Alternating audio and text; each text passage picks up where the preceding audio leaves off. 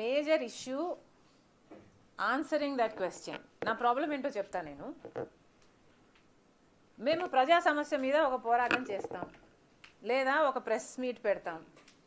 అదే పనిగా మేము ప్రెస్ మీట్ పెట్టి ఇంత స్టడీ చేసి దీని మీద ఇంత కష్టపడి ఇంత మాట్లాడతాం. తీరా మీరేమో అంత సబ్జెక్ట్ అయిపోయాక ఇలాంటిది ఏదో ఒక ప్రశ్న అడుగుతారు. యా, సో ఇదంతా మర్చిపోతారు. మీరు హైలైట్ చేసే ఏకైక విషయం ఏమిటి అంటే, నేను జగన్మోహన్ రెడ్డి గారి మీద ఏం చెప్పాను, నేను జగన్మోహన్ రెడ్డి గారిని ఖండించాను. ఇది ఒక్కటే హైలైట్ అవుతుంది. ఇది ఎక్కడి న్యాయం అని అడుగుతున్నాం. మేము మమ్మల్ని సాక్షి టీవీ ఎలాగో కవర్ చేయదు, సాక్షి ఛానల్, సాక్షి టీవీ, సాక్షి మీడియా ఎలాగో కవర్ చేయదు. మిగతా మీడియా అంతా మేము జగన్మోహన్ రెడ్డి గారికి వ్యతిరేకంగా మాట్లాడితే ఆ బిట్ మాత్రమే కవర్ చేస్తారు. మేము ఎట్లా సర్వైవ్ అవ్వాలి? This is not right. మీరు అడిగిన ప్రశ్నలకు నేను సమాధానం ఇస్తా, బట్ మీరు కూడా you should have the courtesy to highlight the issues of the public also. ఎందుకు చెప్తున్నానంటే, ఇవి పబ్లిక్ ఇష్యూస్ నేను మాట్లాడుతున్నది. ఇక్కడ అదాని జగన్మోహన్ రెడ్డి గారికి లంచం ఇస్తే నాకు పైసా రాలేదు.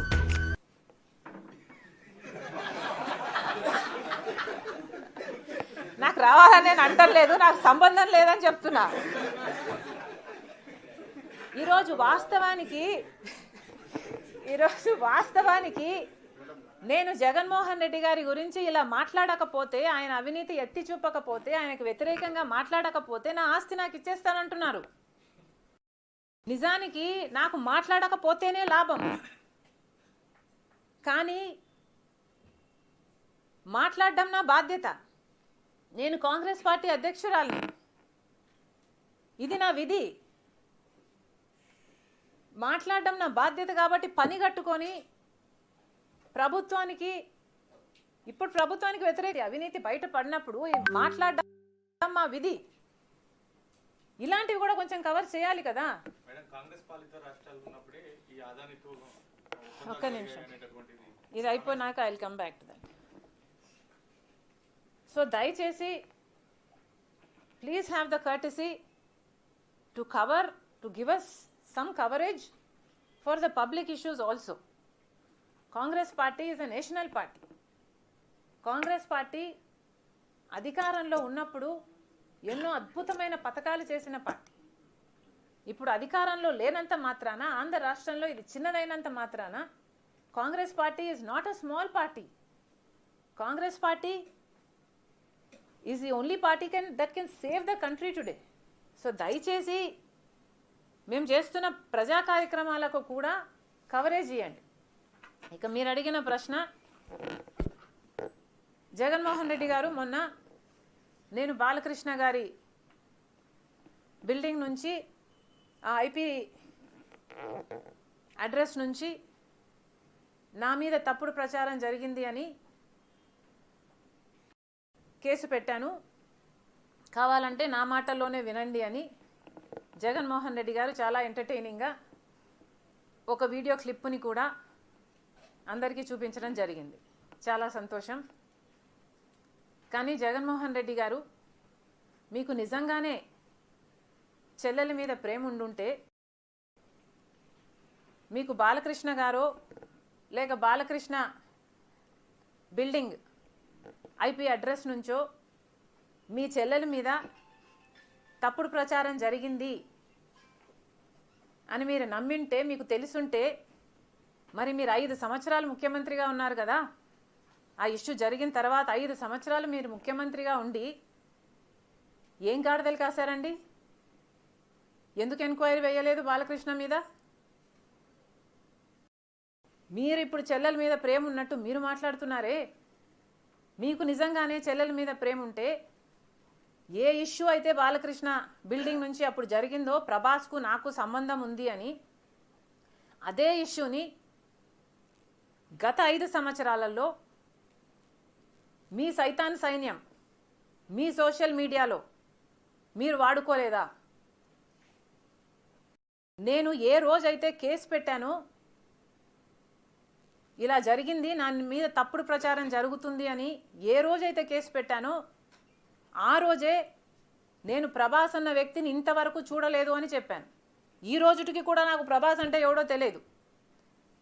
ఈ రోజుటికి కూడా చెప్తున్నా, ఆ రోజు ప్రమాణం చేశాను నా బిడ్డల మీద నాకు సంబంధం లేదు ఆయనతో అని. ఈ రోజు మళ్ళీ చేయడానికి కూడా చెప్తున్నా నాకు సంబంధం లేదు ఆయనతో.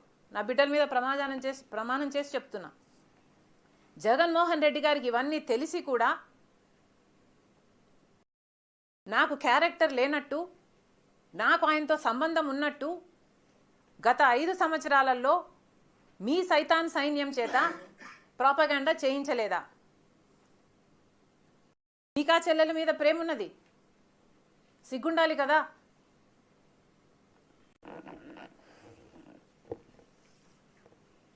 మళ్ళీ నా వీడియోనే ప్లే చేసి మళ్ళీ ఆయనకు మైలేజ్ వచ్చేటట్టు వాడుకుంటున్నారు. అంటే నా వీడియో పనికొస్తుందన్నా మీరు వాడేసుకుంటారు. సో మీరు చెల్లెల్ని వాడేసుకుంటారు, మీరు తల్లి మీద కేసైనా పెడతారు, మీరు నాన్న పేరుని సిబిఐ ఛార్జ్ షీట్లో అయినా చేర్పిస్తారు. మీరు ఏమైనా చేయగలరు, మీకు మీరే సాటి సార్.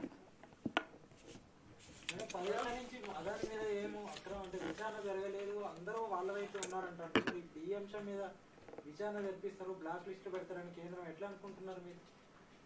అదాని మోడీ ఇద్దరు ఒకటే అంటున్నారు. ఒక్కటే అంటున్నాం, అదే కదా రాహుల్ గాంధీ గారు పదే పదే చెప్తున్నది ఏమిటి? అదాని మీద ఎందుకు యాక్షన్ తీసుకోవటం లేదు? అదాని మోడీ గారి మనిషి కాబట్టే 10 సంవత్సరాలలోనే ఇంత చిటికెలో పైకొచ్చినట్టు వచ్చేసాడు కదా. ఇది అన్యాయం కదా, ఎంక్వైరీ జరగాలి కదా. మన ఏజెన్సీలు ఆయన అవినీతిని కనుక్కొని ఉండాల్సింది కదా. ఎక్కడో అమెరికాలో బయటపడ్డం ఏమిటి? వీళ్ళు గాడిదలు కాస్తున్నారా? గుడిగురాలకు వెంట్రుకలు వీక్తున్నారా? ఏం చేస్తున్నారండి? ఇప్పుడైనా మేల్కోండి. ఇప్పుడు ఎక్స్ట్రడిషన్ ట్రీటీ ప్రకారము మోడీ గారి దగ్గర ఉన్న ఈ 2 ఆప్షన్స్. ఒకటి, either he has to extradite him, అంటే అదానీ గారిని అక్కడికి పంపించేయాలి ఎంక్వైరీ కోసం, or he has to prosecute him here, లేదా ఇక్కడైనా ప్రాసిక్యూట్ చేయాలి. సో మోడీ గారు సమాధానం చెప్పాలి. ఇప్పుడు ఏం చేయబోతున్నారు? ఇంత అవినీతి బయటపడింది. జగన్మోహన్ రెడ్డి గారు మోదీకి దత్తపుత్రుడు. ఏం చేయబోతున్నారు? ఎంక్వైరీలు వేసే దమ్ముందా? మీరు నిజంగానే దేశం కోసం పనిచేసే వాళ్ళ, ప్రజల కోసం పనిచేసే వాళ్ళ? నిరూపించుకోండి.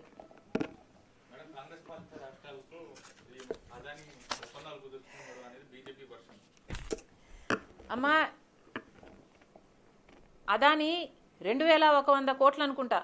ఇప్పుడు కాంగ్రెస్ పార్టీ కనీసం 4 రాష్ట్రాలలో లేనే లేదు. రాజస్థాన్లో అయినా ఇంకో చోటైనా ఇదే సోలార్ పవర్ అగ్రిమెంట్లు అదాని కుదుర్చుకున్నాడు ఇంతకు ముందే.